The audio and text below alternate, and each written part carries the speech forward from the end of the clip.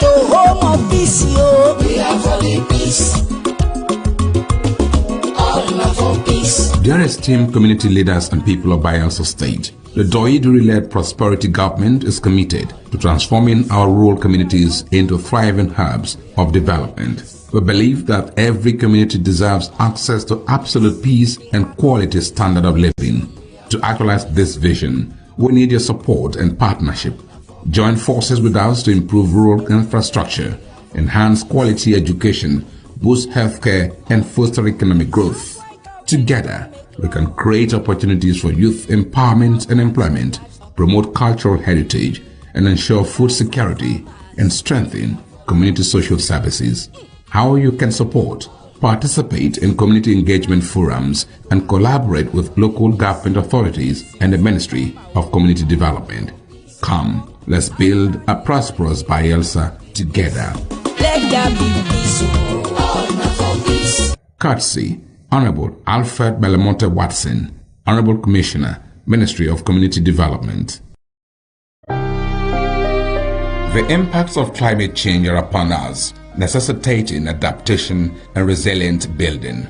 In Bayelsa State, the recent annual rainy season has brought severe consequences, including excessive flash floods and river flooding, causing untold hardship for residents. However, under the leadership of His Excellency, Senator Doyiduri, the prosperity government has taken proactive measures to mitigate these effects. The establishment of the Directorate of Floods and Erosion Control, along with the strengthening of other related agencies such as the Bayelsa State Emergency Management Agency, demonstrates a commitment to reducing the impact of floods. To further enhance resilience, major blocked canals, river outlets, and drainage systems are being cleared, and higher grounds have been identified in all 8 local government areas to provide safe havens during floods. While the government is dedicated to ensuring the well-being of Bayelsans, residents also have a crucial role to play by cooperating with government agencies, staying alert to flood warnings, maintaining a clean environment,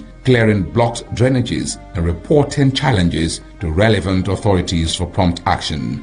Through collective efforts, we can bolster our resilience and effectively combat the challenges posed by climate change. Stay safe. Courtesy, Office of the Honorable Commissioner. Hi there, a jolly good day to you. Thank you plenty for staying with us on Chat with Naija Live TV, our flagship program where we discuss with important personalities, we discuss issues of importance to society.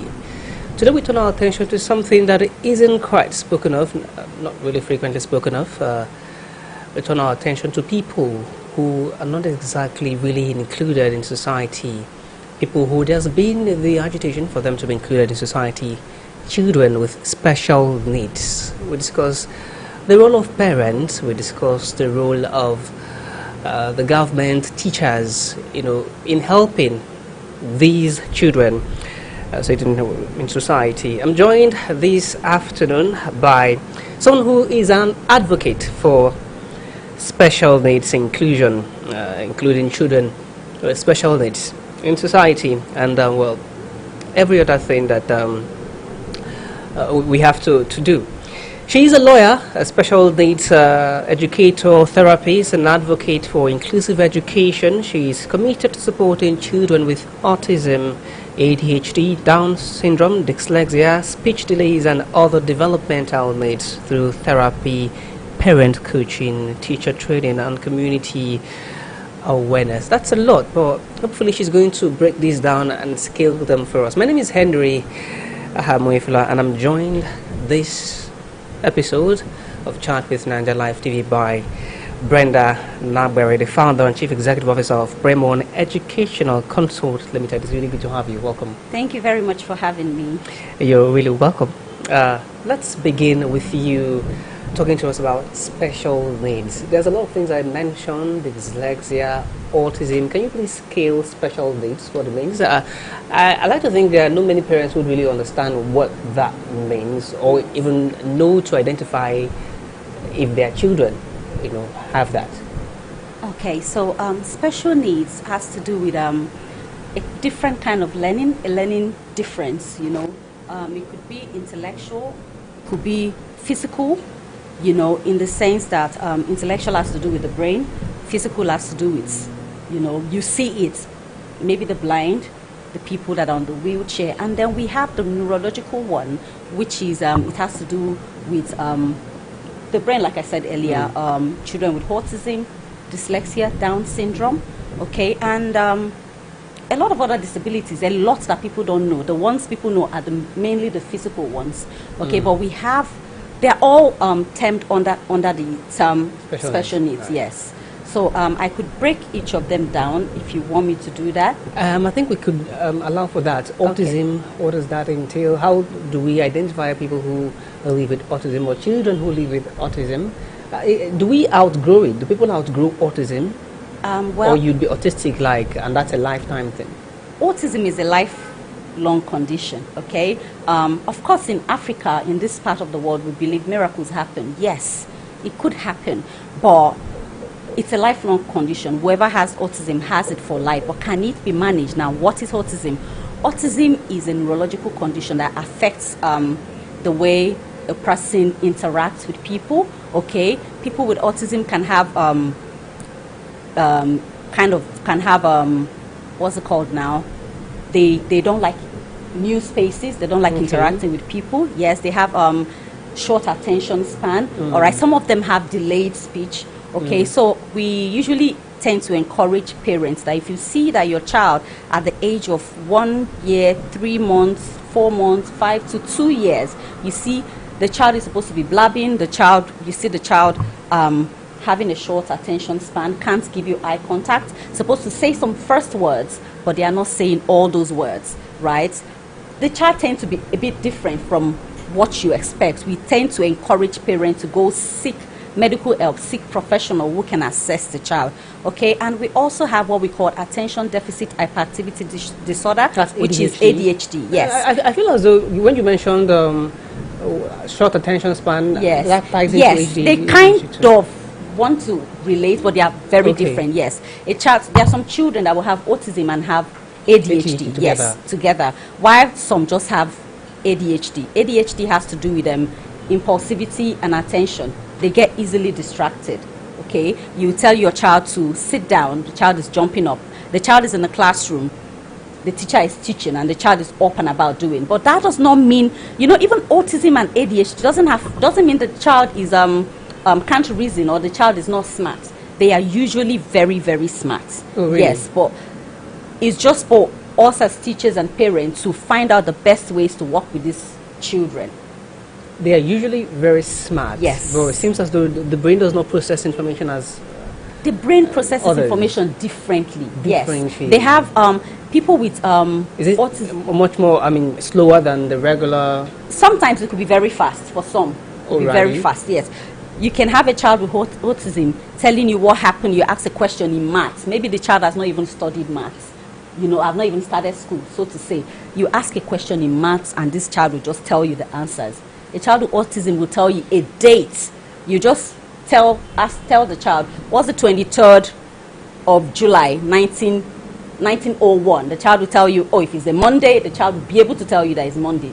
You and I can't do that. That's a special gift. Okay, so children who have certain special gifts can also be said to have autism. Yes. Even when they act like regular people, yes, they relate to you, and maybe they also they don't mind the interaction with people. Yes, there are some people with autism that can lead normal life. Yes, you can't tell. But then they are just faster, yes, they are smarter. They have special interests. There are a lot of celebrities who are on the spectrum. I don't know if I can mention names. Like Einstein, for example. Even Bill Gates, Albert Einstein. Yes, even Bill Gates. Okay, a few of them like Bill that. Gates is also on the spectrum. Yes, they are on the spectrum. Why we call it a spectrum? Why we call it a spectrum? Because everybody manifests at different levels. Just like you and I, no two persons are the same. Not even two identical twins are the same. We reason differently. So for Einstein, for example, he did a lot of theories, and even for this Picasso, when it comes to painting and that, a lot of autistic children are like that. They are specially gifted. And the recent one in Nigeria, Tagbo, yes, he's a child with autism. He's non-verbal, which means he's non-talking, right?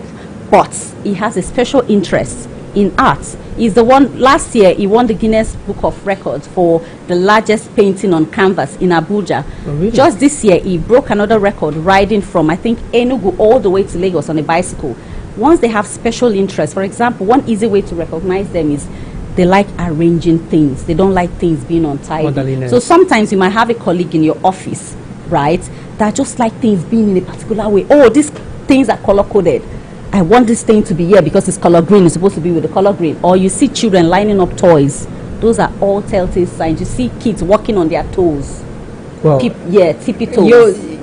your explanation this afternoon is leading me to believe that there are people who might be living with autism in our society that we might just dismiss as regular people. Yes. So, Harry, office space, one who likes to keep things orderly Yes. and complains whenever he comes around and says, Yes. you all are not keeping this thing well. So that could actually be something autistic. It could be autism. It could be obsessive compulsive disorder, OCD. Yes.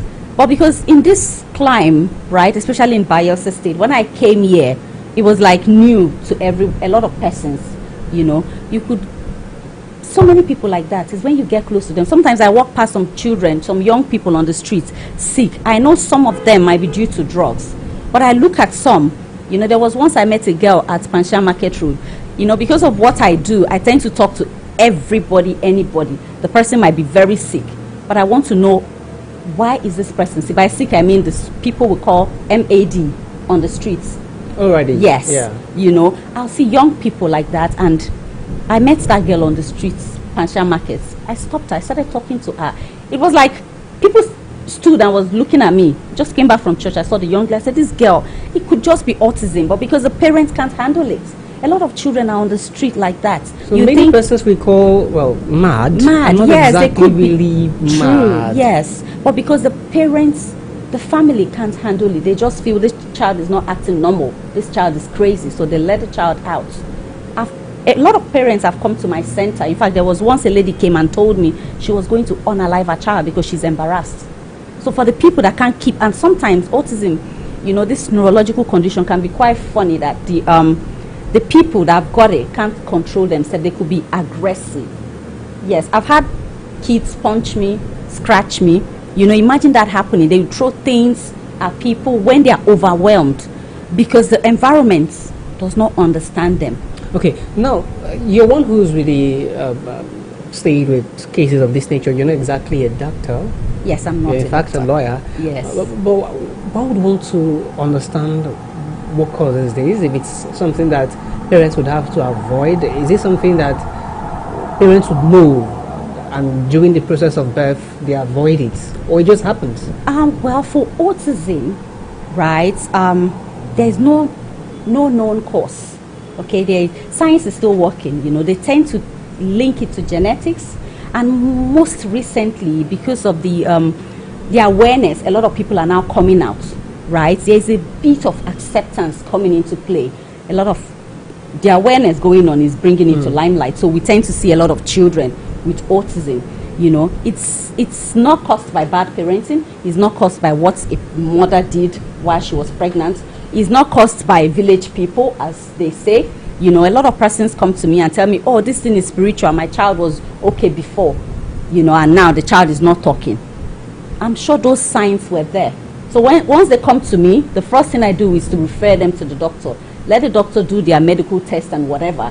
Then they refer them back to me for assessment. I assess them and then let the doctors know this is what I found. They merge it to what they have, you know, assessed as well, and then come up with the diagnosis. I don't diagnose. I leave that to the medical professionals. Yes, yeah. But I can assess. I can tell if a child has autism, dyslexia, ADHD, and what have you. That's the next term, dyslexia. That's Yes. like something that means one not being able to read or properly. Yes. Scale for us now. Yes. How does that manifest? Dyslexia is a condition that that enables a child, or should I use the word enable now?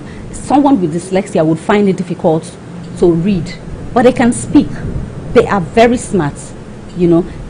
But they find it difficult to put whatever they've said to words. So someone might be very good orator, a child will tell you all the poem, all the stories in the world. But when you tell this child to write it down, the words start getting confused, where a child will write D instead of B or P in place of B, like that, confusing the words. It's the difficulty in reading and writing. There is also dysgraphia, which has to do with the writing part of it, just writing. They find it difficult to write. So I encourage schools, right, inclusion.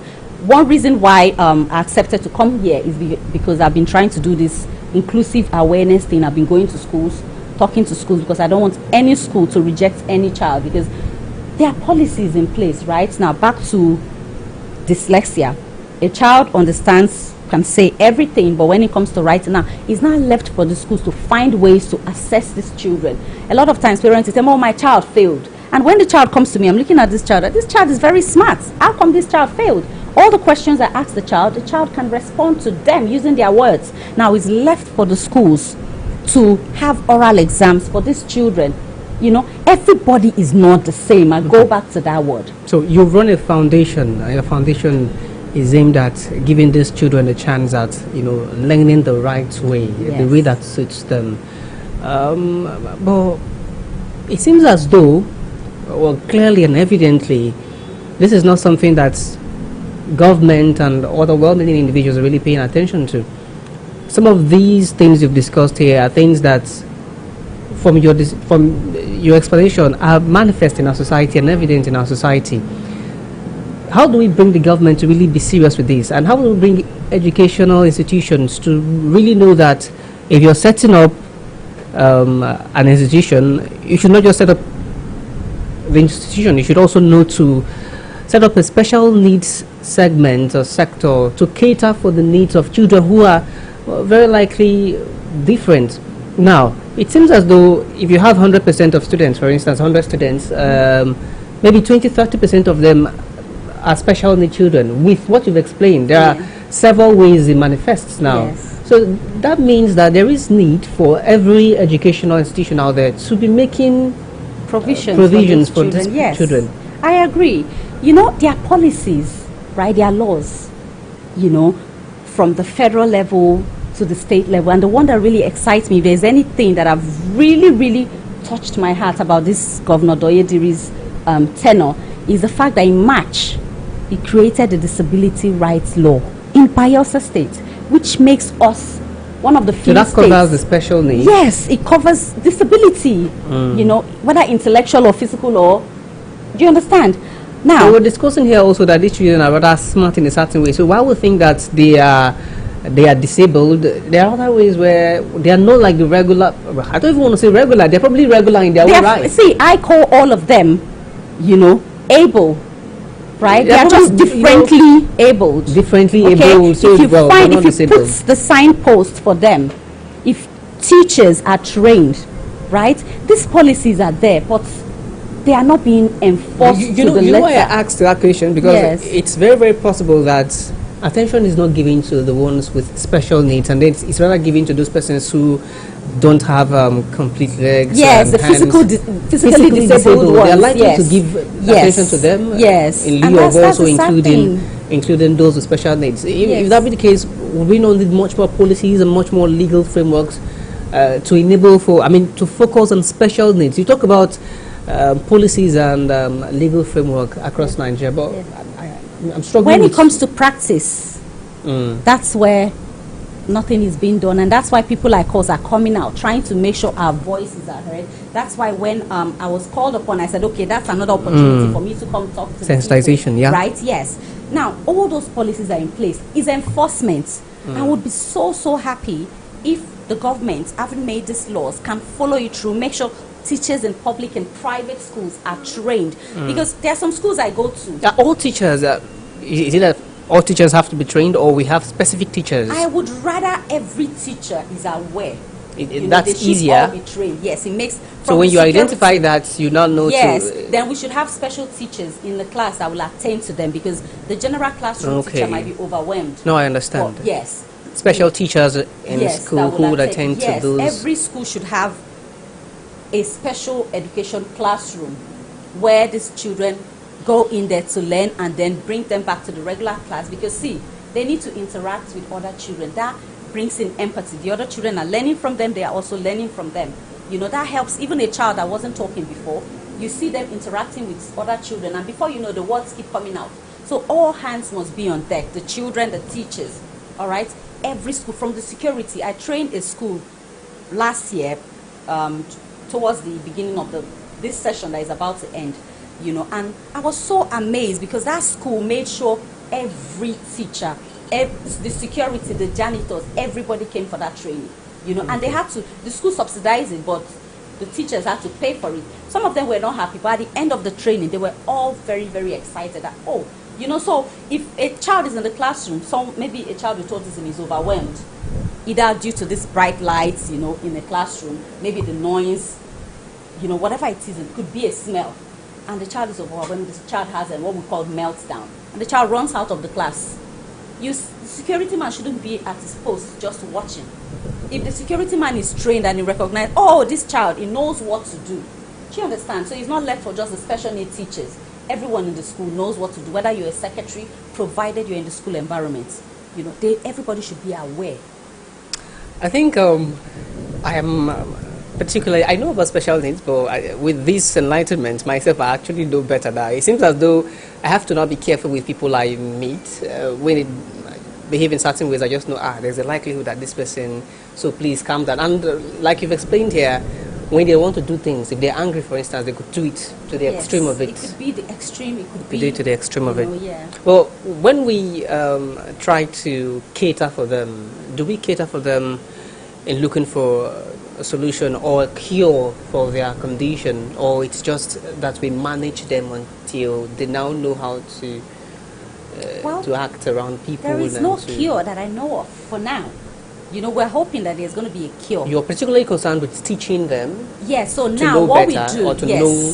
what we do is to put all the necessary things in place so they learn, so they can lead a normal life. Okay. I have some grown-up children at my center that will come at the beginning with diapers, and then we're like, how can this child be this age and still wearing diapers? Because the parents are overwhelmed. They don't know how best to help the child, and then we take up the child to that level where the child is able to feed themselves, the child is able to, you know, do things for themselves. So that's what we are advocating for. At what point should the parents,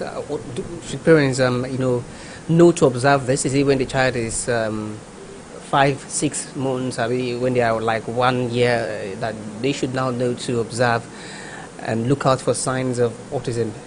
So, our parents, is it normal that all parents start looking out for signs of autism, of their children being special needs, dyslexia? I mean, that's until when they are like 2, I think, or 3, when they start reading or something, right? But special needs, to look out for the signs of a child being of special need, what point should the parent start looking out for that? Well, I wouldn't say parents should look out for it. In this part of the world, if you use those words, it's like you're trying to already play a curse on your child. You know, look out for this sign. Oh, the child is twitching. Are you sure it's not this, it's not that, right? I would rather say keep it natural. Watch your child. There are milestones that the child is supposed to have achieved at a certain age. Okay. From 1 month, there are milestones. What can a child of 1 month do? 2 months, what can a child of 2 months do? And once you notice that the child is not doing all of that, say at one month or maybe 2 months old, the child is not able to lift their head up. You know, I'm going towards cerebral palsy now, which is also part of special needs. Yes. Yeah. You know, the child is supposed to be blabbing. There are some children that as early as 8 months, they can say a few words. They can do 2-word sentences. Water, me, water, drink water. You know, like that. It might not be very, very clear. But once you see your child is getting to at least 4 or 5 months, the child should be saying, Mama, Dada. And your child is not doing any of that. I'm not saying that's autism or whatever, but you should take your child to seek help. Go see the doctor. What's going on? I noticed my child is 1 month, is not even following my fingers. You know, these days, newborn babies, I remember my kids, as soon as they are out, one of the things the doctor is looking out for is with the finger. And these ones, they look. It's not like in those days where when we were born, where our parents, the eyes are not open. It's after 6-7 days that the eyes will be open. Now children will come out of there and open their eyes. and you have a baby and your child is not following the light, not like they can see per se, but they can tell if something, sensitivity. and your eyes and the child's eyes are not following that. A sound is made and the child is not twitching, those are, you should be concerned. So watch out for all the developmental milestones. If anyone is missing, seek help. Okay, so it's better you do that. That way you find solutions early, because we usually advocate for early intervention. Whatever disease you have, if you find cure for it or if you find help for it, you live better. So in lieu of showing the paranoia, it's much better that you calm down and just observe the developmental signs that a 1 month, 2 months, 3 months old baby ought to have that they do not have. That's really good to know. Let's talk about what I like to think might be the cause, but I'll just have you talk around it. Maybe we missed it earlier. There are many persons who believe, medical experts who believe, professionals believe that mutation, genetic mutation could be responsible for conditions of this nature. Is it possible that for the autism and especially children who are born in certain ways where maybe they don't have, maybe a limb is not complete or something, and they act in certain ways, is it a possibility that mutation could have caused this? I mean, in that case, could we advise parents or women who are pregnant to stay away from certain things? There was a certain time doctors were saying something around staying away from radiation. And even scans you do when you often get pregnant, when you're pregnant, could actually affect your baby. I wouldn't say scans we do when we get pregnant, because Is the it doctors has know some sort of when to radiation do it. or something? Yes, they tend to. Like I remember when I was pregnant with my first son, I didn't know I was pregnant, and I needed to go to law school. So when we went to see the doctor, they need your medical reports to go to law school. So we went to see the doctor to get the report, and the doctor said you need to do a pregnancy test. And I looked at my husband. My husband looked at me like, pregnancy test where? She's not pregnant. He said, well, it's routine because you're going to go do X-ray as part of the requirements. I said, okay. They gave me the thing. I went to do it, and then they came back, and the doctor said, oh, you guys are pregnant. Now we looked at ourselves and said, no, we are not pregnant. I'm not sure. He said, madam, this is what it says. I'm going to give you guys 2 weeks. Come back in 2 weeks. We'll do the test again and see what happens. We came back and he still said the same thing. He said, madam, I'm sorry, you can't do X-ray, but we're going to do a report for you telling you why you are not able to do the reports. You're not able to do the X-ray. Yes. So there are some certain things. That doctor knows to not do it because you were pregnant and it was early. Yes, it was early, So you don't do scans very early, is that No. case? It was X-ray, not scan. X-ray. Yes. It was X-ray. When that doctor said we should go do the test for pregnancy, we did it and we're like, I don't think we're pregnant. He said no. He asked me to lie down and he checked using his, I've forgotten that, mobile scanning thing that doctors use. He used that and said, madam, I can't see any baby, but the test says you're pregnant. Okay, so come back in 2 weeks. Went back in 2 weeks, checked, still couldn't see. He now sent me to a bigger diagnostic place where they could check very well. They checked and they still couldn't see. But he said, you know what, you're not going to do X-ray because it says, you're pregnant. Okay, let's get back to the motivation that led you into starting the Learner Educational Consult Limited. Have you had an experience? Is this something that touches close to home? What's the motivation? Why do you have this much care for children or people who have special needs? I would say it came to me by, I don't know, I wouldn't want to say it came to me by accident, really. I was somewhere, I was in uni, right, and I needed to do part-time job, and where I was, it was easier if you register through an agency to get a job. So I registered. I wanted to be a teaching assistant, and on the form, while they were giving you orientations, they asked you if you want to be a special need teaching assistant or a mainstream, a regular teaching assistant. Back then, I didn't know what special need was. Typical Nigerian, typical Naija girl, right? So I'm like, special need, what are they talking about? Maybe, we're always thinking of the physical disabilities. I'm like, is he blind or...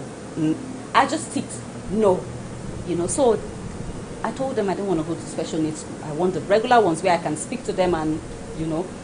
But when I resumed work, the first day, I remember when the agency lady called me, sending me to the school I was supposed to go. And she told me it's a mainstream school. I was going to be in a regular classroom. Guess what? I got there. It was a special needs school. You know, that day I was seeing kids. To me, this is crazy. What's going on here? You know, I barely went through that day. In fact, they were scratching me. At some point, I'll go to the restroom to cry a bit, come back out. I needed to go through that day. So I finished, came out. Immediately, I called the agency up. I told you I needed to go to special needs school. I mean, mainstream school. Why did you send me to a special needs school? Now I've been scratched and spat at. She said, oh, I'm so sorry. Was that where we took? Oh, we're so sorry. Don't worry. Tomorrow is not going to be the same. I said, okay, guess what? Tomorrow was another special needs school. And this time around, it was for teenagers, a college. And this was me, very skinny girl. I got in there. It was worse than the first day. I cried. On my way out, I called my dad. Daddy, these people sent me to a special needs school again. He said, this is unlike them. They don't do things like this. You know, I was quite angry. But I managed to call the agency up, gave them a blast. The next day they called me and said, no, I'm not ready to work. Day after they called, I'm not ready to work. The next day, they begged and begged. That was Monday again. And said, please, Brenda, we are so sorry. We promise you it's going to be what you want. Guess what? It was still a special needs school. But that day, I went to the restroom. I sat down, and then I started thinking, what if there's something in here for me? Then I remembered that I used to have a cousin back then. You know, he's late now. As at when I was going through that, he had already passed. You know, I remember that, oh, maybe if anybody knew of this, we could have been able to help this boy. Maybe he wouldn't have died. Because after my grandma passed, the boy went through depression. It was very, very obvious that, you know, from what I've learned now, I could tell that all that time he was going through that was depression. He would go to grandma's room, check her bed, she's not there, he would cry, and then not long after that, he became very ill, and then he passed. So that now made me think, you know, I just told my dad, Daddy, you know what? I think I want to study this thing. I want to know more about this. Are you sure? I now reminded him of my cousin. Then he also started thinking, oh, I think there are a few persons he knows with this as well. You know, so that's just made me, and I knew back here, there were not very many schools. Very many people knew about this. So I said, you know what? Let me go through the course and see how I can help. Okay, let's get to your institution. Yes. What are the services you offer there? Okay, so we do speech therapy, occupational therapy, educational bridging the gap. By that we mean when you bring your child there, your child is not just learning to behave. We do behavioral therapy. So when your child comes there, it's not just learning to behave well, it's not just learning to talk. The child is not missing out on school activities because we do all of that. The child is learning to read, learning to write, you know, and after we've gone through that, once the child gets to a level, I get to school where we transition the child back to regular school. It's the story you just told me about how you got into this. It's I don't know if I'll call it a motivation to, you know, look in between the line. You were initially forced, and now you're making a career out of it. I was scared. It's like a proper career path for you, Yes, and yes. you're really making it good too. Because you're one who is already doing sensitization here today, and it seems as though there are not many of these schools around town. There are not very many. We have a few schools that do inclusive, you know, that have the special need attached to their private schools. But yes. this is exclusively Yes. This is special needs. Yes, this is I don't call it a school, I call it a therapy center because the place is not so big. When you mention therapy center, people will connect to you. A lot of persons think that, yes, once I say therapy, they think, oh, maybe it's a psychiatric home or something. Not that. No, it's just a therapy center For special needs yes, children and adults. Where are you with located? special needs. I'm on Bay Bridge Road from Imbiama Yenegua. The place is called Amasoma Close. Amasoma Close. Yes. Bay Funny Bridge enough, of the Amasoma Bay Close name Bridge. of it is not very, very popular. Once you come in from Imbiama Yenegua, you walk in or drive in, you see a 2-story building. Just beside the building is a close in there. Okay, you leave your name, a number that people could contact you on. Should they have children with special needs or questions that they'd like to ask you? Maybe you could now. You don't do assessments, but you probably would refer them to where they'd get there's assessment. Okay, so what we do is, right, I do assessment. What I said is not diagnosis. Diagnosis, right? Yes, You I could leave just, that for the You could doctors. just do assessment and tell Yes. them you need diagnosis. Yes. Okay. Because a lot of times, there are some parents that come to me after the assessments. You know, a lot of them that have done their homeworks. After I assess them, they know where their child belongs to, and they go, you know what, Brenda, let's just start. We've been to the doctors said we should come here, so let's just start. You know, so what was the question again, please? You'd have to leave a number that they could Okay, reach yes, out. my number is 081-6251-9913. Let me take that again. Plus 234 81 6251 9913. You can find me on Facebook, Brenda Nagberi. You can also find us on Facebook, Bremon Educational Consults. You can find us on Instagram at Bremon Educational Consult or Bremon Edu, TikTok Bremon Edu, TikTok Brenda Nagberi. On Instagram as well, you can find me Brenda Nagberi. Send me a Alrighty. message, DM, whatever, and I'll reach out to you. Absolutely not. Well, beyond her work in inclusive education, our guest, Barrister Brenda, is also a strong advocate for the preservation of the Izon language, encouraging families to embrace and promote their mother tongue as an important part of Biafra's cultural heritage. That is something that is fast diminishing, if that's the right way to put it. But then it's something that there are a lot of parents who are rather having their children speak English. They'd rather for them to sound Posh, very British. very Know what I mean? British, right? Yeah, exactly. Yeah. In lieu of really having them speak their mother tongue. And I said something very recently. I posted something on the socials that if you cannot speak your mother tongue, you're contributing to its extinction. Yes. We'd like for you to talk to us about your passion for having people speak the Izon language. Clearly, I can't speak Ijaw, but then we've been speaking English all through. Maybe that's because I can't. If perhaps I could speak Ijaw, we did it in Ijaw language. But let's talk about your passion, why you think it's absolutely necessary that we revert back, and how you think we can even achieve it to have parents make their children. There are people who are already grown, they are adults, yet they don't see the need, Yeah. the zeal to want to speak the Izon language. Is it a function of colonial mentality, would you say? It's part of it. It's part of it. Because sometimes, I remember when I came down here newly to Bayelsa State, I got married and my husband brought me down, you know, and, you know, one of the first things or the first social groups you go to is church, you know, and when I got there, a lot of persons didn't think, because then I had a very strong accent, but underneath the accent was very, very strong Ijaw girl. Sorry, you know. a very strong Ijaw accent. No, very strong British accent, yes. right. You know, so a lot of persons thought this girl doesn't know jack about Ijaw. You know, so Right. when I opened my mouth to speak Ijaw, and they were like, "What a juice! Did that just come out of you?" No, I'm quite. I don't know if I should say confused, but I don't know how you are able to do that switching. That's my parents, my dad and mom. One can't even tell you speak Ijaw. Do you speak Ijaw like very fluently? Should I start speaking? Ene bizon to ado enaremo yakumpna fa Brenda Nagberi ke nare mene sama yorotbo isama well ene yima bari so abare kwem do paim.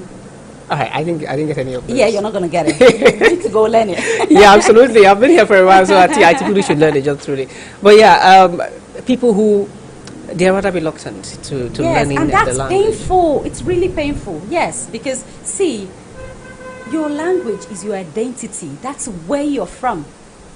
You can't say you're Ijaw or Yoruba or Igbo and you know nothing about you. You should be ashamed. You should cover your face. You know, now it's even easy because you can learn a word or two using the internet. So it makes things easy. I've seen people, I've come across friends, when I speak Ijaw, they go, Brenda, you have come again. See, I don't care. I speak Ijaw. When I'm going to pick my kids in school, I'm speaking Ijaw to my kids. But this is the thing now. Children would often struggle with learning two languages while they're Children growing don't up. struggle. No, that's a myth. Children can learn 6-7 languages if you give it to them. It's adults that find it difficult to learn. For children, their brains are like sponges. So it's easier when the child is little. And what you're saying now is fact. Yes, facts. You can go do a research on it. It's fact check it. easier, yes. That's why when one of my nannies, she speaks Akwa Ibom. So whenever I go to work, I tell her, because I was trying to reduce screen time for my children. So I tell her, you can speak Akwa Ibom, Calabar to my children.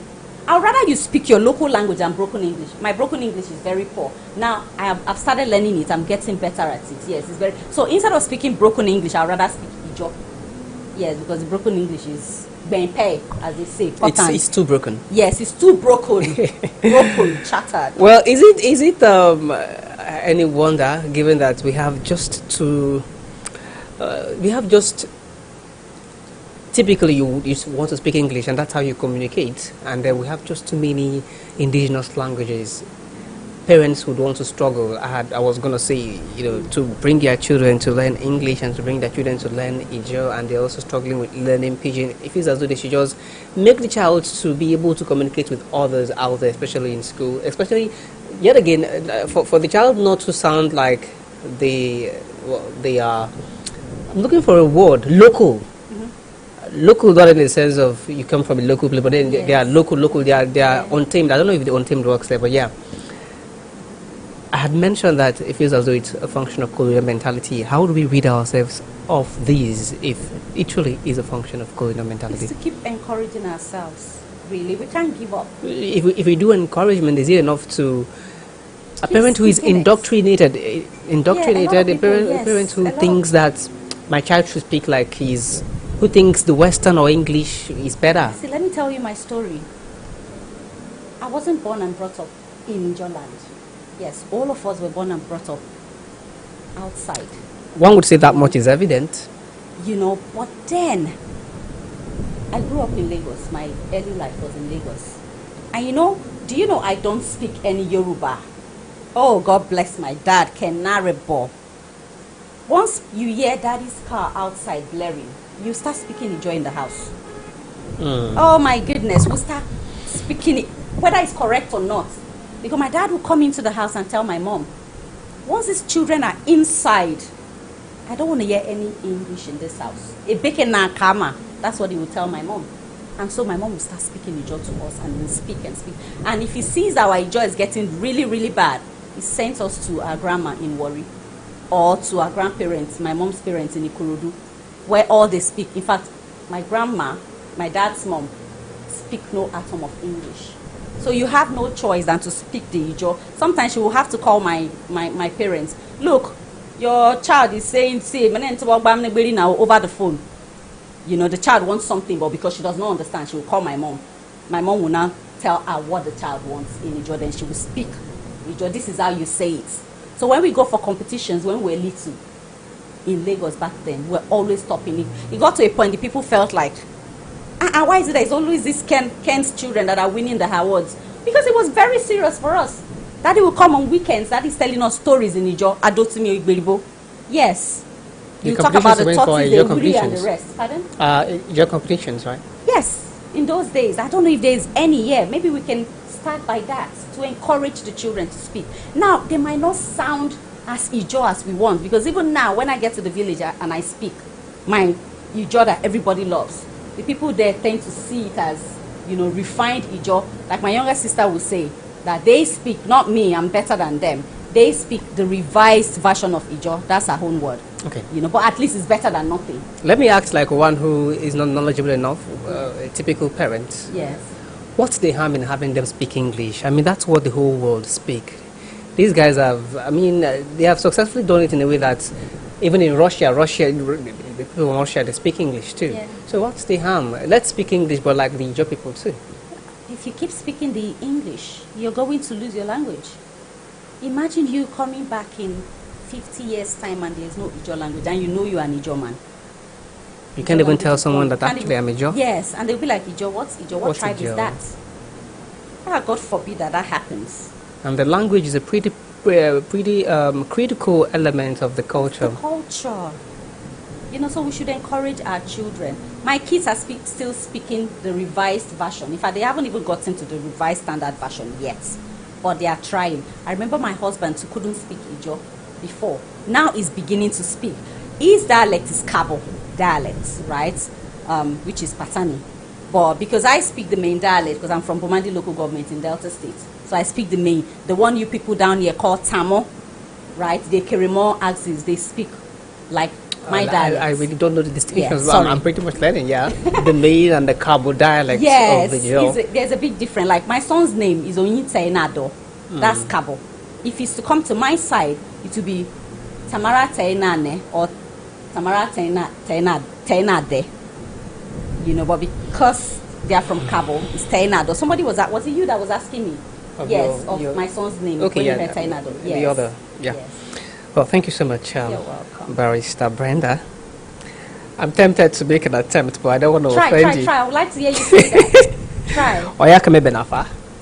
Good try. Yeah. Good try. Or is Oh my Oyakame goodness, Benafa? I offended her already. Oyakame Benafa. Please say Oyakame it. Benafa. Oyakame Benafa. Oyakame Benafa. Yes. Oyakame Benafa. That should stick. Thank you But so much. if you can't pronounce it, I get really angry. So stick to the Brenda. I'll take that. I've been doing Brenda all day. Yes. But Brenda is not exactly Jordan, so I No, try. It's not. It's English to make It's it English, easier. so I yes. try as much as possible to do native names. Yes, My I work prefer- also, so I learn more of it. You try It's though. hard to. Yes. Maybe it's because I've also been trying to do it that's all good. my career, maybe. Well, it's a good thing that you joined us today on Chat with Naija Live Television. Before we let you go, we'll have you do a message to Bayelson's parents on the special needs children that they might have and not know it, and also on the preservation of our culture. Okay, on the special needs, I want all of us to look at it as building a house, because we're talking about the parents, the role of the family, school, government, and community, right? Look at it as you're building a house. The family is the foundation, all right? The school is the building blocks, all right? The government makes the policies, they bring the resources, the community creates the roof. So imagine if we take out any of this group, you see that the house is going to be shaking. The house is not, before you know, the foundation will collapse. All right, so I will encourage everyone, the government, parents, schools, all hands to be on deck to help these children. And if you're a parent out there and you have a child with special need, please do not hide that child. Come out, seek help. Go to FMC. We have very good doctors there who can help you, diagnose your child. All right, and they can refer you to my center and to the other places that are available. All right, don't keep your child. Encourage your child to learn, because if you keep your child, you're delaying it, right? I know that we believe in God, faith works, yes, but if you're keeping your child at home, that's you not putting your faith to practice. So I will encourage you to seek help. That's the first healing for your child, okay? And for the Ijaw language, I would encourage, please try and speak the Ijaw to keep the Ijaw, all right? So that tomorrow, one person somewhere, it's not going to come and ask us, you claim to be Ijaw, where is your language? Do you know how to speak it? Are you not the only one speaking your language? Please, let's try and speak it, okay? It might not be very good, but try. Practice makes perfect, Yes. okay? Thank you very much. Absolutely, thank you for coming in today. Barrister Oyakame Benafa, Brenda Good Nagmeri, job. the founder and chief executive officer of Brennan Educational Consult Limited. My name is Henry Pamwifla. See you on the next episode. Bye for now.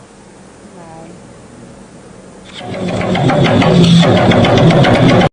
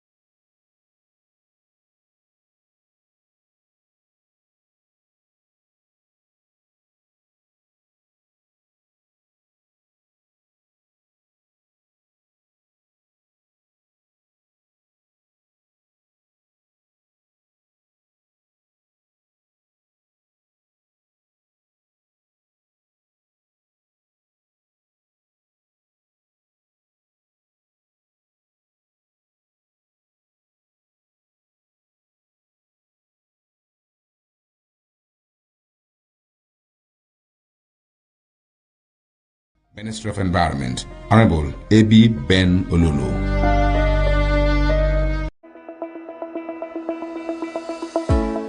Every ripple starts with a single drop. In Bielsa, that drop is the Education Development Trust Fund Board (EDTF). From the moment a child sits down to a nutritious meal to the day a scientist steps into a brand new laboratory, EDTF is there, turning challenges into opportunities. 5,000 meals served daily in our model boarding secondary schools. Biological sciences laboratory equipment delivered to Naija Delta University. 1,000 teachers and school leaders trained with the British Council. Special education teachers graduating from Ignatius Ajuru University under EDTF. Scholarship research grants fueling innovation in our state-owned tertiary institutions. TVET, science labs, water facilities, culinary kitchens, and clinical labs springing up across Bielsa. Vocational scaffolding trainings and a computer-based testing center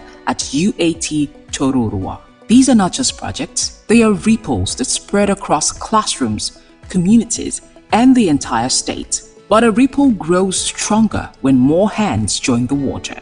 So whether you're an organization, or a corporate partner, or an individual who believes in education, you can be part of this ripple. Support EDTF and help us expand Ripple. Donate, partner, or volunteer today. Together, let's transform our educational landscape. EDTF, building futures and putting smiles on faces.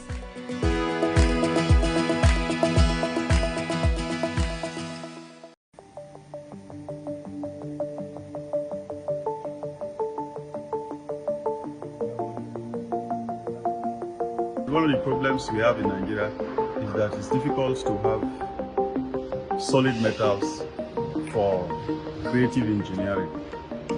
So what you basically have in this country are tubes for building of houses and erection of structures and all that.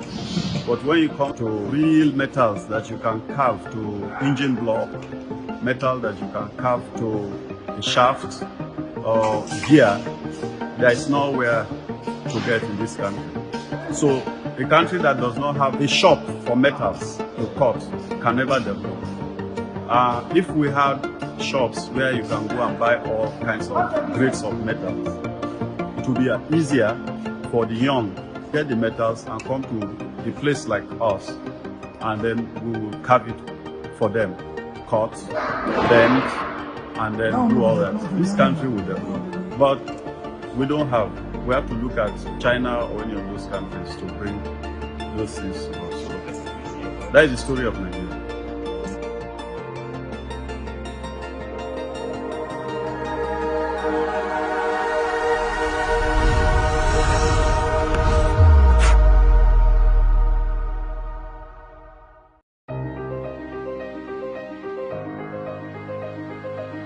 Z-Team for high-tech precision engineering. A technology and heavy-duty industry. Original spares for automotive, locomotive, aviation, marine and agriculture. Research and development for automotive engines and electric cars. Heavy-duty off-road equipment. Reverse engineering. Technological development. Academy for innovators and impressionable minds. Inclusion has always been at the center of conversations in Nigeria, especially in Bielsa State here, where many would argue that there are not so many Bielsans, young Bielsans, who are given positions of trust. We would probably say that they are left to play the IYC politics, you know. But when it comes to having them make decisions affecting the lives of the people, many say that they are relegated. And today on Chat with Naija Live TV, we turn our attention to this area that is seldom overlooked. My name is Henry Hamifula. I have joining me today on Chat with Naija Live Television a renowned youth leader in Bielsa State. I'd like to introduce him as Comrade RTJ Moses. I'd like to also say he's the NDC youth leader. I mean, I'm not wrong with that, am I? Yes. It's good to have you in the studio this afternoon. Youth leadership and inclusive development in Bayelsa State. Let's have you as a youth leader talk to us about your assessment of youth inclusion and also, well, development generally in Bayelsa State. Again, yeah, it's good to have you. Well, thank you very much, Mr. Henry. It's nice having you here too. Thanks for the hospitality. Well, today we are not here to discuss politics. Though I'm the Director of Student Affairs of the major opposition party in Nigeria and in Bayelsa State. Well, we are here to discuss youth inclusion. And for me, I think Bayelsa State is on that trajectory of positive youth development. Because over the years, right from His Excellency Honorable Alamesea of blessed memory, when he started Bayelsa State as the first elected democratic governor of the state, he handed over to several others, from Goodluck to Silva, from Silva to Henry Siraki Dixon, from Henry Siraki Dixon. Now we have the Ejiri. And you will agree with me that most of our leaders in Bayelsa State, I mean our elder statesmen in Bayelsa State, when they started as young people. Some of them were less than 30 years when they were members of the old River State House of Assembly. Some of them were less than 30 years when they were made Chief of Staff, Director of Domestic, and given elected positions in government and both in the State House of Assembly. You know, so we'll agree that there is really development. And even at today too, we still have a couple of persons who are influential in government, even if they are not being given critical offices. Unlike before, whereby we have young people becoming special advisors, young people becoming commissioners. Today we don't have those things again, but there is still time and there can still be development and there can still be commitment by the state government and other critical players to see that they project youth to occupy critical positions that can affect their society, that they can use to make impact in the society and their communities. Thank you. Okay, yeah, so to get you clearly, you don't believe that there is proper youth inclusion. I mean, that this present administration, for instance, really thinks of youths as people who they can engage for proper productivity. You don't quite believe that there is enough youth included in governance? Well, today I don't think because if we dig deep into that, it may be termed as criticism, and I believe that we are preparing towards the forthcoming International Youth Day. So I think let us drive on that, so that it will not be seen as a partisan process. Thank you. Okay. So you're not looking to be critical, how be it constructively critical of the current administration, even though you are of the opposition? Well, there is. I believe there is time for everything, and especially now that some of the programs that some of us who are critical stakeholders of the opposition party, where we carry out some activities or when we say some certain things, they tend to frame it as politically motivated. So I don't want us to drive on the wrong pedestrian for now. Maybe after now we can discuss constructive criticism and destructive criticism. But now let us just dwell on the International Youth Day. The International Youth Day, that is an event that you have championed for several years now. If my memory serves me right, I know you've done some maybe 4 years. You were pretty much active during the administration of Henry Siraki Dixon as governor of Bayelsa State, but one might not exactly agree that you are this active. I mean, I think somehow there is a drop in zeal, maybe. However, what are we expecting for the International Youth Day come this year? When is that again? Well, he said something that I was pretty much active during the administration of His Excellency Senator Henry Siraki Dixon, the former Pepe. I can agree with you, but I am still who I am, with or without position, because I know, and we all know that I serve His Excellency as the Special Assistant on Student Affairs. I equally serve His Excellency Senator Doidiri too as a special assistant on student affairs. It is in the second tenure that I don't have a political appointment. And not having a political appointment does not mean that I cannot contribute my quota to societal development. Like as you said, or to youth development, like as you said, the Bayelsa Youth Leadership Award is one of my pet projects that I was able to sustain when I came into youth activities or youth activism fully in the year 2015. You know, the Bayelsa Youth Leadership Award has stood the test of time, and we are in the 10th edition of it. Though we started in 2016 during the second term administration of His Excellency Senator Henry Seraki Dixon. We drive it to the first term administration of His Excellency Senator Doediri, and including the second term. Now, what some persons expected is that now that I don't have a political appointment, or now that I'm not in government, they expect it not to function anymore. But it's even getting bigger and better. Like last year, we had the 9th edition of the Bayelsa Youth Leadership Award, and it was the biggest youth program on International Youth Day in Bayelsa State. I was not in government. And this year again is still going to be the biggest youth program in Bayelsa State on International Youth Day. So I mustn't have a political office for me to be effective.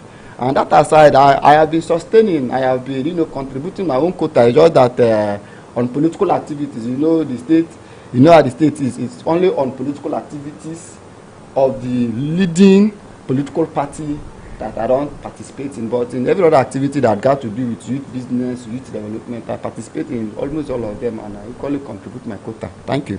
Bayelsa Youth Leadership Award, again, you mentioned. When is that holding? When is it taking place? Okay, the Bayelsa Youth Leadership Award, first, is an initiative that is geared towards rewarding excellence and creativity of young people and advocate of youth development. The event is held on every 12th of August. And of course, 12th of August is a day that is being set aside by the United Nations for the celebration of youth world over. And this year's edition, we are having it at Mato Crystal Hotel by 3 p.m. 12th of August, Wednesday. And the theme is different context, common aspiration. Different context, common aspiration. And that tends to tell us that though as young people, we have different things that we are doing. We have a way of expressing ourselves differently. We have a way of contributing our quota differently. But we have a common aspiration. And that common aspiration is for all of us to survive. That common aspiration is for all of us to be happy. That common aspiration is for all of us to contribute our quota to societal development, whether in engineering, whether in the field of science, whether in the field of education, whether in the field of sports, entertainment, like what you are doing. You are equally contributing your quota to societal development. And that is the theme of this year's International Youth Day. Okay, that ties into the theme for the award, also ties into the theme of the International Youth Day celebration. Yes, what we do in Bayelsa Youth Leadership Award is that we key into the program and activities of the United Nations. Like the United Nations are the people that promulgated the International Youth Day and made it a worldwide celebration. So as a foundation, the Bayelsa Youth Leadership Award, for the past 10 years, we have been celebrating it on that 12th of August. It's International Youth Day, Bayelsa Youth Leadership Award. So it goes by the path. It sounds finer, it sounds better celebrating it on that day, and we have never skipped that 12th of August. Is this the awards? How are they done? Nominated, voted for, or you just look at some persons and you recognize them? Well, over the years, we have a board of trustees, we have a management that is responsible for the nomination, with a flexible pattern, and the parameters are not rigid. We don't have any stipulated parameter that this is the parameter that you use in judging a nominee. The parameters are very, very flexible, and it cuts across all corners, both science, education, politics, etc. And normally the board of trustees and the management team, we have critically discussed it, if it should be by voting or it should be by nomination.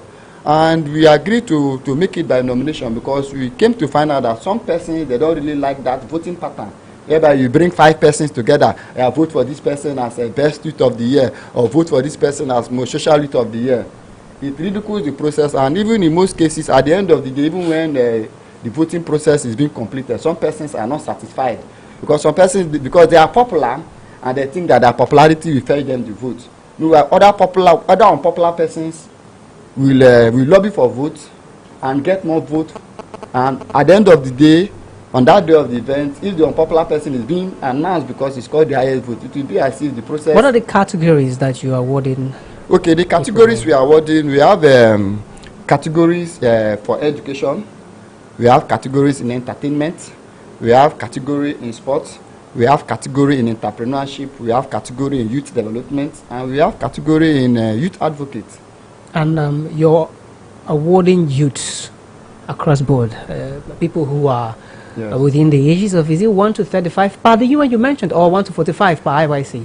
Well, we are awarding youths and not only youths. Like in our policy in the Bayelsa Youth Leadership Award, like our initiative is drive towards or is geared towards rewarding excellence and creativity of young people and advocates of youth development. Okay. You quite agree with me that there are people who are above that youth age, above 29 years or above 35 years, who whenever they see youth activities or whenever they see youth matters, they always come in to see how they can give their own little support because of the belief that they have for youth. So when we identify such person that has been supporting youth activities, we equally recognize them too. Thank you. Okay, it's really good to know. The International Youth Day and your very events that you have organized almost every other year. Since you really came into the youth development business proper. Let's discuss a little about youth development in Bayelsa State. I know this is something you might not want to touch on because it takes you down the path that you'd rather not go into, the part of constructive criticism. But let's play around this a little, youth development in Bayelsa State. How would you assess or rate it, so far? Well, the concept youth development, the way we use it in Bayelsa is ambiguous. Okay. Everybody is into youth development.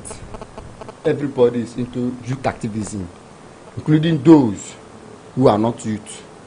They claim to be youth and they are giving responsibilities that are meant for the youth. Okay. That is the problem. Okay. Those that are not youth being given responsibilities that are meant for the youth. In your thinking, as about what you think is right, your perception, where do you draw the line for one who is called a youth? What's the age bracket for you? Well, formerly, as a member of the Nigerian Youth Parliament. You're still a member? A former member of the Nigerian Youth Parliament, yes. I served, I think, 6 years ago. Yeah, I served in the third session. No, I served 9 years ago, sorry. I served 9 years ago in the Nigerian Youth Parliament. You served 9 years ago in the Nigerian Youth Parliament? In the Nigerian Youth Parliament. That was the third session. And then we were practicing from 18 to 35 years. But currently in the Nigerian Youth Parliament, it's 29 years. It's 18 to 29 years? From now, it's 18 to 29 years. That is what we practice in the Nigerian Youth Parliament. So for you to be a member of the Nigerian Youth Parliament, you have to be from 18 to 29 years. Why is it that now? Are there not people who are in the Parliament currently who are beyond 29? Currently, I doubt. Maybe when they were nominated, or do they doctor when they were nominated, they were maybe below 29 or within that 29. But I think even this sixth session, they are almost rounding up. So most of them should be above that 29 years. So I think there are those who are way above 29. I think there are those who are 31, except they doctor their ages when they go in there. I have somebody right at the top of my head, but yeah, now, it's fine not to mention. If the person is 31 years now, it's fine because they have spent over 2 years in the parliament. So if the person is 31, but if the person was 31 before he was inaugurated into the Nigerian Youth Parliament, then maybe he doctored his age, because for now that I know, it's 29 years. But still on that. Well, yeah, that's beside the point. Yes, still on that. In Nigeria, we are still practicing 35 years generally outside the Nigerian Youth Parliament. The National Youth Council of Nigeria, I think they are still working with 35 years, unlike the IYC that is working with 45 years. Okay. Thank you. So, is that something you favor? I mean, you are rather indifferent about the fact that IYC works with 45 years. I mean, this clearly makes for even government to appoint people who you also mentioned are above the ages of youth to man youthful positions. Right? Well, I am not an advocate of somebody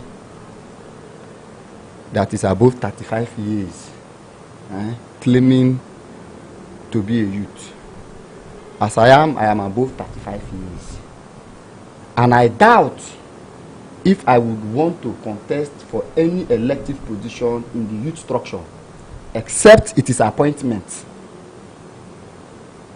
based on my expertise in the youth business. But me coming out to contest in National Youth Council of Nigeria, or me coming out to contest in IYC, or me coming out to aspire for Nigerian Youth Parliament or any youth organization, I don't think I will. But if you're not, if you're not a member of the IYC as it stands, are you now a member of the INC? No, I mean, no, you have to wait up to when you're 50.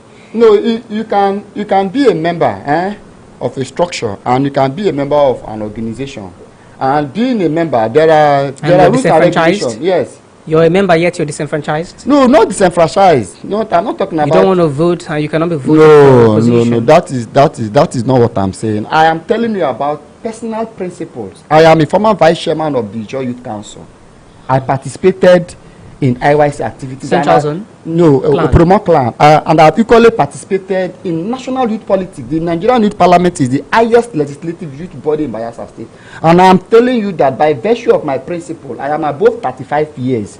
I may belong to several youth organizations. And for those youth organizations that I belong to, by virtue of my age, I don't think in the time coming, I will aspire for any elective position in those youth organizations that I belong to, because I believe that I am above the youth age, not that I cannot go and exercise my franchise in those youth elections. If it is time for IYC election, and if I'm a delegate, I will go and exercise my franchise. If it's time for National Youth Council of Nigeria election and I'm a delegate, I will exercise my franchise. If there is any youth body that I belong to and it is time for election, I will exercise my franchise. That is it. Does it give you concern that when it comes to decision making, we rarely see youth? We seldom see them across Nigeria. Some would also cite in Bayelsa State. But then when it comes to mobilization and election and the people who are agile and those who will be active, or the politicians who are now elders, they now bring in the youth. Does it give you concern that that's the role youths are made to play in lieu of them maximizing their brains, bringing their big brains, to make input for productivity in our state? Well, I think it's not every good or it's not every product that the seller knows its value. And it's not all youth that knows their value and the role they play or they are supposed to play in the society. Some youths have made themselves to be pawn. You know the game of chess? Pawn. They made themselves to be pawn, whereby they are being used as an instrument of either destructive criticism, or they are used as instrument for political thuggery. Assessment of data boys. Yes, or they are being used as an instrument for propaganda formulation. Every youth should know their value. Now, when you know that you have value, you only bring out your value when your value is needed. And you be careful of the kind of person that you render your services to. Because over the years, I have, in my participation in active politics, I have seen a lot of politicians who don't care about the development of our youth.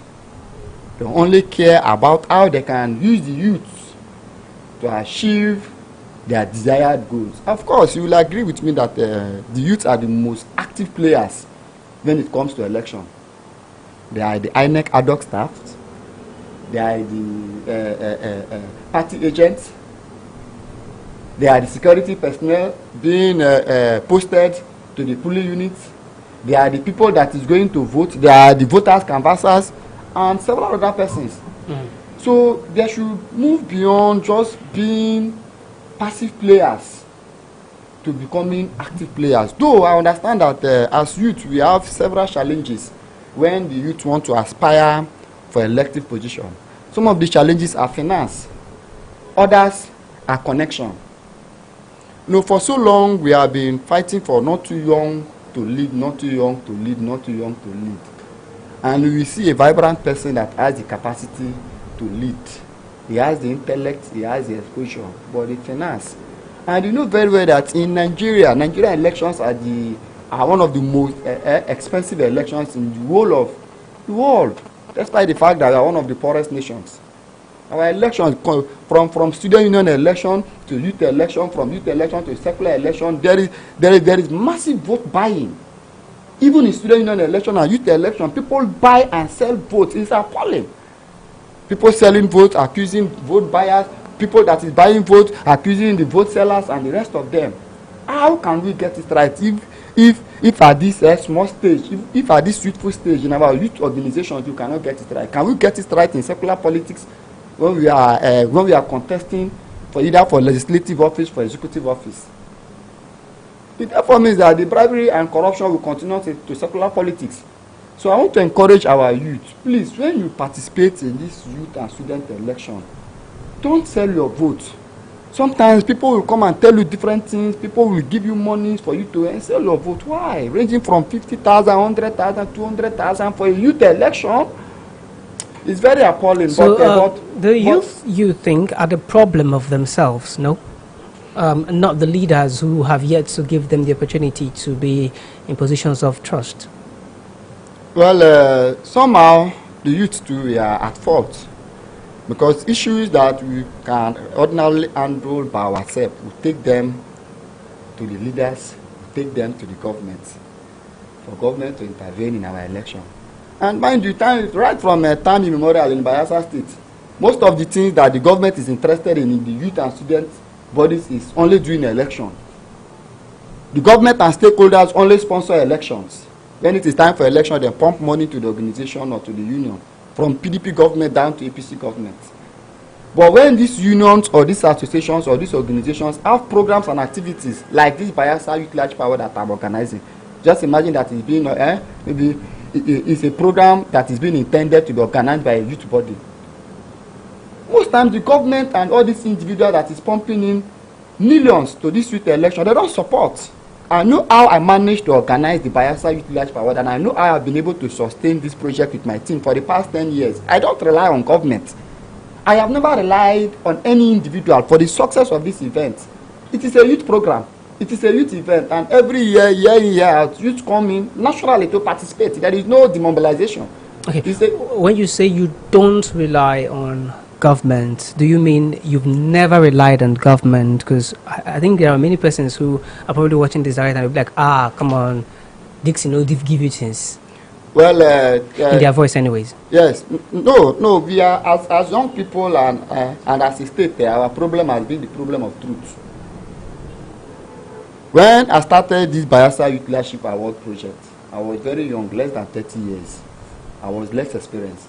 I remember when I invited the then Minister of Youth and Sport in 2016, Honorable Barrister Solomon Dalong, to Bayelsa State to attend the maiden edition of the Bayelsa Youth Large Power Award. Then we are having His Excellency Barrister Serena Dokpo as the SSG of Bayelsa State.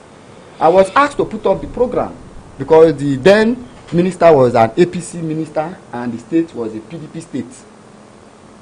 So that year I had to restructure the program and did the unveiling that year and did the main program, the next edition. And I will make bold to say that the government has never been supportive.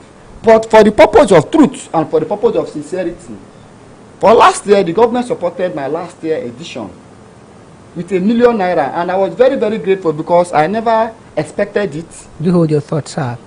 All of these things, 8-year tenure, he did not support you. I was not part of the 8 years. I was part of his 4 years as a governor. Okay, well. And mind you, I was a special assistant. Yet. In his government, and I had that beautiful idea.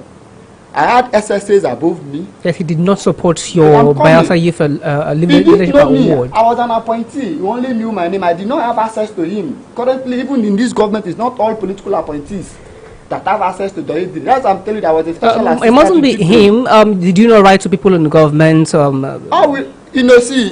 There is what they call bureaucracy in government. So you wrote to people, but it did not get to him. Whereby things. Or you did not want his support. Listen. You did not want government support. Listen to what I'm telling you now. There is what they call bureaucracy in government.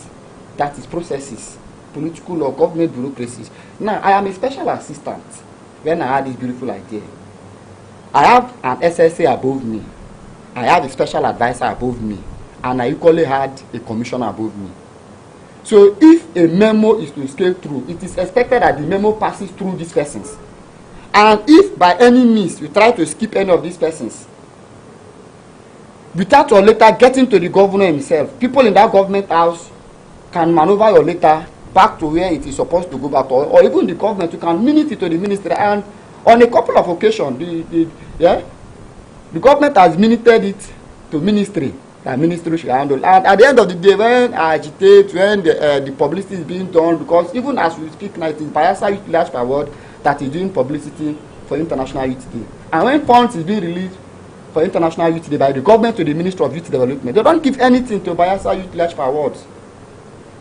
So I was very, very happy and very grateful when in 2025 I received $1 million support from the government. I was very, very grateful. And that was directly from the government, not a government personnel. No, not directly from the government. Yes, directly from the government. And then you were a member. Okay, you had not defected. Then we still, the state You're all was in still one in political PDP. camp. Yeah, the state was still in PDP, but there were still different political dichotomy, prosperity restoration dichotomies. All those dichotomies were there. But and it was still on all those dichotomies that I wasn't a political appointee. But I was still holding the event, and the government supported it in that last year's edition. And this year's edition too, we have almost done everything, but at our pain. That is why I say we are not relying on anybody. But I know you typically would hold big events. How do you then get the funds to put up these events? The way you put them up too. I mean, they're pretty impressive, yeah. How do you get the funds to do all of that? I call it passion and grace. I have the passion for it, and the grace is there. Sadly, Grace does not quite cut it for an interview on a studio. I mean, an interview here now. Grace does not quite cut it. Now, when you are passionate about a thing and you consistently do it, God will make a way for you. That is where grace comes in. Now, when I started this project, Bayelsa Youth Leadership Award, as a special assistant, I was using my salary. Okay. I was using, whenever I receive salary, some 250K? I used, some 250K? No, 146, 156, 150, thereabouts. So 150, yes, put up an event yes. of the Bayelsa Youth Leadership Award magnitude, or would you still source from? Are you talking about the number of persons? No, I mean the amount you receive, which is 150K. Let's target that, and that's what you use to organize events of that magnitude. I accumulate it. You know, that's why I say when we are monthly, like this month I will receive salary. I will use this one to go and pay for the production of the award. Yeah, passion makes sense. I wasn't having a wife. I wasn't having children. The next month I will receive salary. I will use that one to pay for all. Passion makes sense. I was surviving. You get, and now I am not an appointee, but I am an entrepreneur. I am into small and medium scale enterprise. I have small businesses that I'm doing. Physical business is not physical business. Comrade RTJ Moses. Is it fine to call you comrade? Yeah, you can call me comrade. Alrighty. So what's your own? You gather your 150K that you're giving every other month while you were an appointee, and you carry and go to do event where you for carry and put inside small scale business. What's your what you concern youths? That is why I said passion. This Bayelsa Youth Leadership Award that I've been organizing for the past 10 years, I got the idea as an undergraduate, but I didn't start it because I wasn't having the fund and the connection.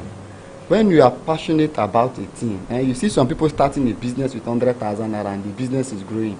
Some people starting a business with 10 million naira, but the business is depreciating. I have the passion for youth development, and I have the passion for this particular project, Bayelsa Youth Leadership Award. And with time, my team, when we are very, very financially buoyant, will not even be stressing ourselves on a lot of things. We just release funds to a committee to organize it. Please, XYZ, these are the expenses. Go and do the expenses. But nevertheless, in this year, I was very fortunate to have young people who believe in this project, in this Bayelsa Youth Leadership Awards, and foundations like the MJJ Foundation and other. The MJJ Foundation. Yes. Okay. Foundation and other organizations, Bayelsa Visionary Youth.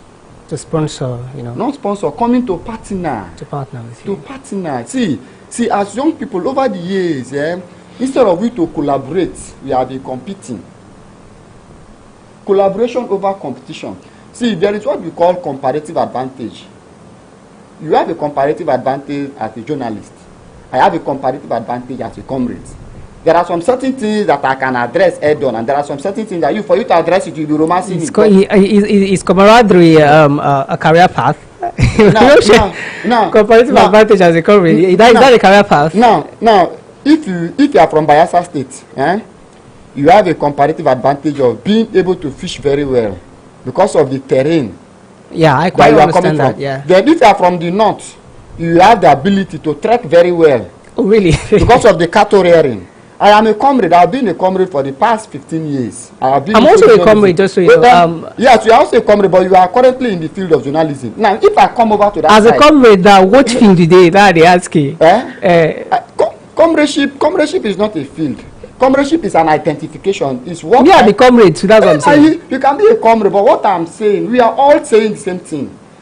As a comrade, if I am in that seat as a journalist, I will behave like a journalist. And if you come over to this seat as a comrade, you have to address and articulate issues as a comrade. That is the dichotomy, not that you are not a comrade. Okay. I also did journalism, but I cannot address myself as a journalist. I have a diploma in journalism. I understand you. Let me know. Let me push beyond that. Rather, to have you scale on the Bayelsa Youth Leadership Awards. Are there notable personalities you're awarding that you'd like to mention? So, I mean, we know people who you're expecting beyond the awards, people who you're expecting to grace the occasion. Have you extended an invitation to the Miracle Governor, to your leader in the NDC rather, Senator Henry Siraka Dixon, or perhaps your presidential candidate, Peter Obi? Yeah. Well,